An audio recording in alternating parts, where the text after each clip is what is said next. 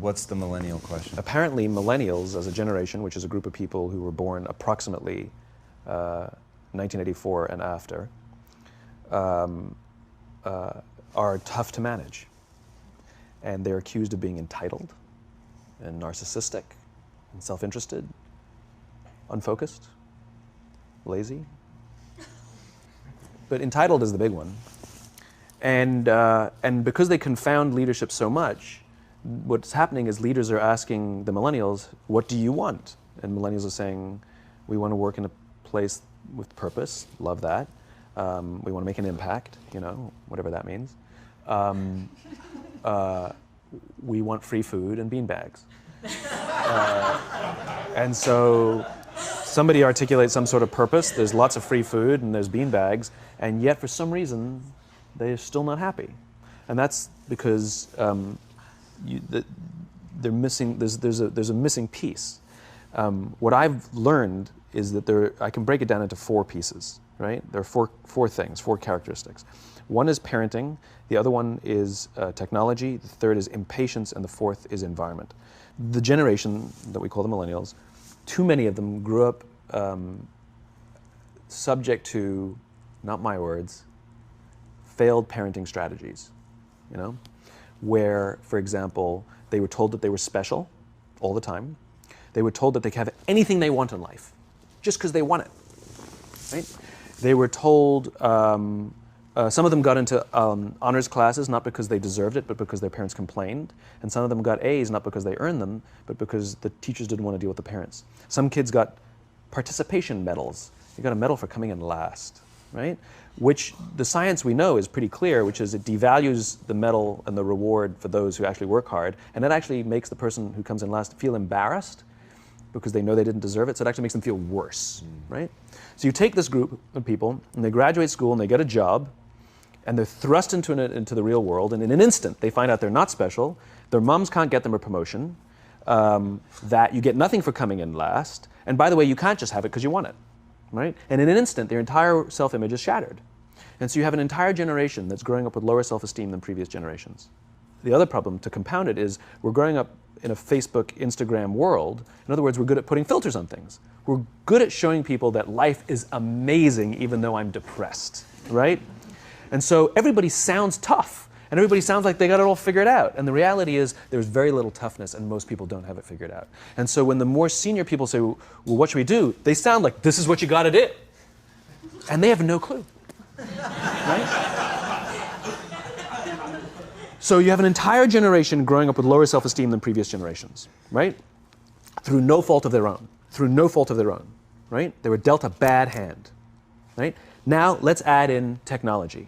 We know that engagement with social media and our cell phones releases a chemical called dopamine.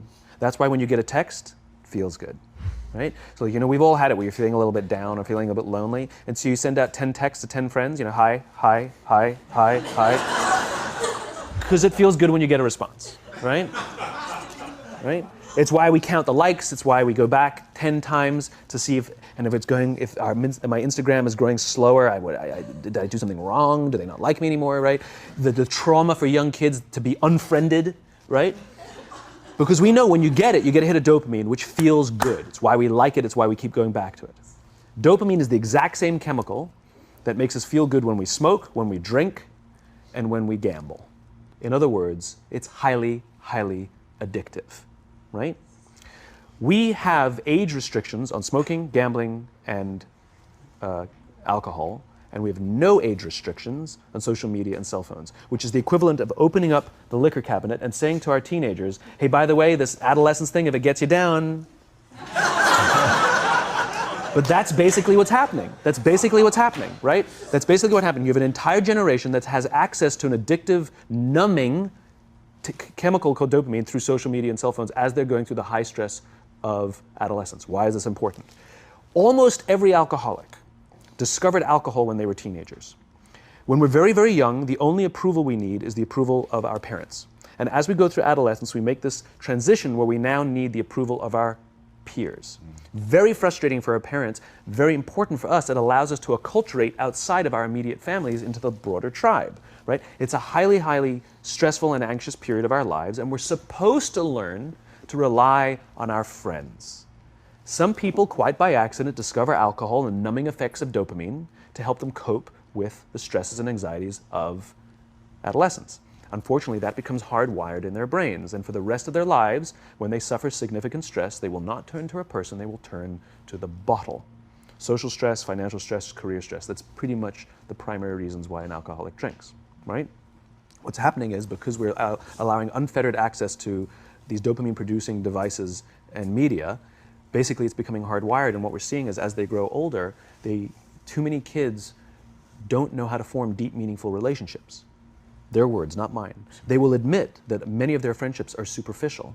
They will admit that their friends, that they don't count on their friends, they don't rely on their friends, they have fun with their friends, but they also know that their friends will cancel on them if something better comes along. Deep, meaningful relationships are not there because they never practice the skill set, and worse, they don't have the coping mechanisms to deal with stress. So when significant stress starts to show up in their lives, they're not turning to a person, they're turning to a device, they're turning to social media, they're turning to these things which offer temporary relief. We know, the science is clear, we know that people who spend more time on Facebook suffer higher rates of depression than people who spend less time on Facebook, right?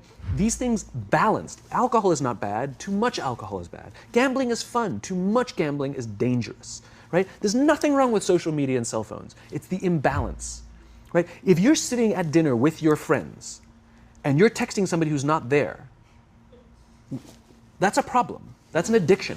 If you're sitting in a meeting with people you're supposed to be listening to and speaking, and you put your phone on the table, face up or face down, I don't care, that sends a subconscious message to the room that you're just not that important to me right now, right?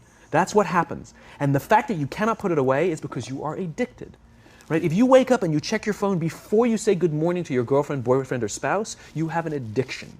And like all addiction, in time, it'll destroy relationships, it'll cost time, and it'll cost money, and it'll make your life worse, right? So you have a generation growing up with lower self-esteem that doesn't have the coping mechanisms to deal with stress, right? Now you add in the sense of impatience, right? They've grown up in a world of instant gratification. You want to buy something, you go on Amazon, it arrives the next day. You want to watch a movie? Log on and watch a movie. You don't check movie times. You want to watch a TV show? Binge. You don't even have to wait week to week to week, right? I know people who skip seasons just so they can binge at the end of the season, right? Instant gratification. You want to go on a date? You don't even have to learn how to be like, hey. You don't even have to learn and practice that skill. You don't have to be the uncomfortable one who says yes when you mean no and says no when you mean no, but yes when you... You don't have to swipe right. Bang, I'm a stud. Right? You don't have to learn the social coping mechanisms, right? Everything you want, you can have instantaneously. Everything you want, instant gratification. Except job satisfaction and strength of relationships, there ain't no app for that. They are slow, meandering, uncomfortable, messy processes. And so I keep meeting these wonderful, fantastic, idealistic, hardworking, smart kids. They've just graduated school. They're in their entry-level job. And I sit down with them and I go, how's it going? They go, I think I'm going to quit. I'm like, why? They're like, I'm not making an impact. I'm like, you've been here 8 months. You know? It's as if they're standing at the foot of a mountain and they have this abstract concept called impact that they want to have in the world, which is the summit. What they don't see is the mountain. I don't care if you go up the mountain quickly or slowly, but there's still a mountain. And so what this young generation needs to learn is patience. That some things that really, really matter, like love, or job fulfillment, joy, love of life, self-confidence, a skill set, any of these things, all of these things take time. Sometimes you can expedite pieces of it, but the overall journey is arduous and long and difficult. And if you don't ask for help and learn that skill set, you will fall off the mountain, or you will, the worst case scenario, and we're already seeing it, the worst case scenario is we're seeing an increase in suicide rates, we're seeing an increase in this generation, we're seeing an increase in accidental deaths due to drug overdoses, we're seeing more and more kids drop out of school or take leaves of absence due to depression, unheard of. These are all, this is really bad. The best case scenario, those are all bad cases, right? The best case scenario is you'll have an entire population growing up and going through life and just never really finding joy. They'll never really find deep fulfillment in work or in life. They'll just waft through life and it'll be just, it's fine. How's your job? It's fine. The same as yesterday. How's your relationship? It's fine. Like that's the best case scenario, which leads me to the fourth point, which is environment, which is we're taking this amazing group of young, fantastic kids who are just dealt a bad hand. It's no fault of their own. And we put them in corporate environments that care more about the numbers than they do about the kids. They care more about the short-term gains than the long-term life of this young human being. We care more about the year than the lifetime, right? And so we are putting them in corporate environments that aren't helping them build their confidence, that aren't helping them learn the skills of cooperation, that aren't helping them overcome the challenges of a digital world and finding more balance, that isn't helping them overcome the need to have instant gratification and teach them the joys and impact and the fulfillment you get from working hard on something for a long time that cannot be done in a month or even in a year. And so we're thrusting to them in corporate environments, and the worst part about it is they think it's them. They blame themselves. They think it's them who can't deal.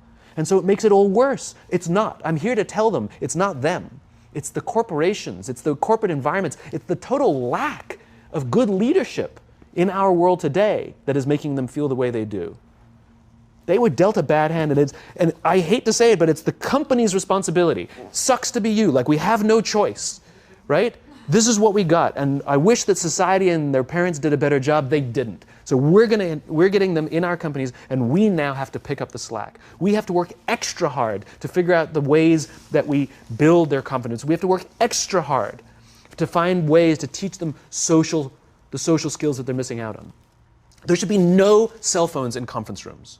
None. Zero. And I don't mean the kind of like sitting outside waiting to text. I mean like when you're sitting and waiting for a meeting to start, this is what we all do. We all sit here and wait for the meeting to start.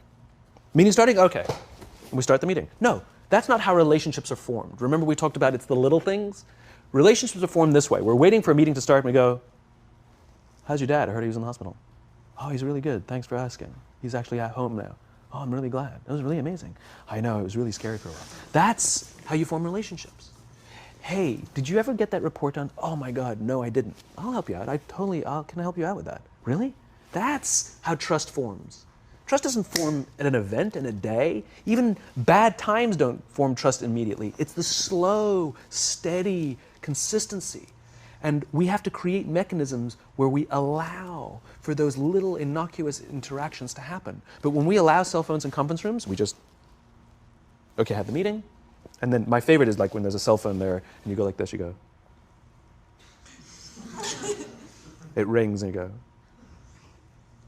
I'm not going to answer that. Like, Mr. Magnanimous, you know?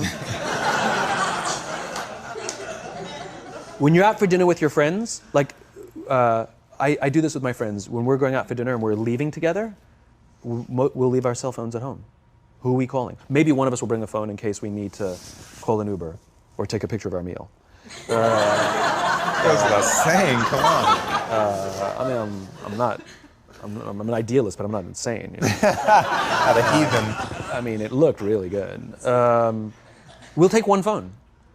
And so it's like an alcoholic. The reason you take the alcohol out of the house is because we cannot trust our willpower. We're just not strong enough. But when you remove the temptation, it actually makes it a lot easier.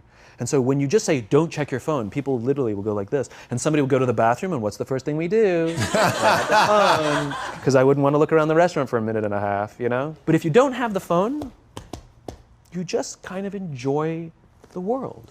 And that's where ideas happen. The constant engagement is not where you have innovation and ideas. Ideas happen when our minds wander and we go, and you see something, I bet they could do that. That's called innovation, right? But we're taking away all those little moments, right? You should not, and none of us should charge our phones by our beds. We should be charging our phones in the living rooms, right? Remove the temptation. You wake up in the middle of the night because you can't sleep, you won't check your phone, which makes it worse. But if it's in the living room, it's relaxed, it's fine. But it's my alarm clock. Buy an alarm clock. They cost $8, right? I'll buy you an alarm.